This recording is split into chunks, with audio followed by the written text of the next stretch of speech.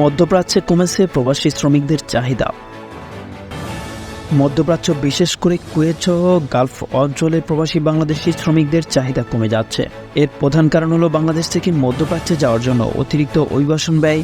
মিশর, ভারত, নেপাল সহ অন্যান্য দেশের শ্রমিকরা কম ব্যয়ে এই অঞ্চলে আসতে পারায় বাংলাদেশিদের সুযোগ কমে যাচ্ছে। ফলে বাংলাদেশি শ্রমিকরা নিরাপদ ও সুশৃঙ্খল অভিবাসনের সুযোগ হারাচ্ছেন। অন্যদিকে বাংলাদেশি শ্রমিকদের জন্য মধ্যপ্রাচ্যে যাওয়ার ব্যয় অনেক বেশি, যার কারণ শ্রমিকদের কয়েক বছর লেগে যায় এই ব্যয় উঠিয়ে নিতে। ফলে যে ব্যয়ে কুয়েত সহ অভিবাসন প্রক্রিয়ায় মধ্যস্থভোগীরা অনেক বেশি অর্থ উপার্জন করে, যার ফলে শ্রমিকদের ব্যয় বেড়ে যায়। এদিকে মিশর, ভারত, নেপাল সহ অন্যান্য দেশের শ্রমিকেরা এই সুযোগটা লুফে নিচ্ছে, আর আমরা মধ্যপ্রাচ্যের শ্রমবাজারগুলো হারাচ্ছি।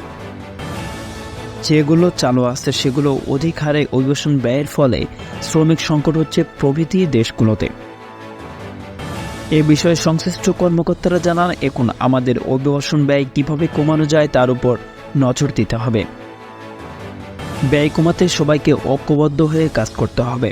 সাথে সাথে নিরাপদ, সুশৃঙ্খল ও নিয়মিত অভিবাসন প্রক্রিয়ার মাঝে যেন কোনো মধ্যস্থভোগীরা অনুপ্রবেশ করতে না পারে সে ব্যাপারে নজরদারি বাড়াতে হবে।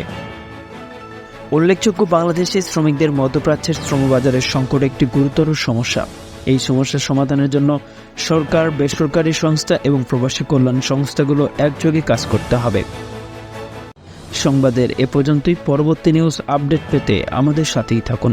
ধন্যবাদ।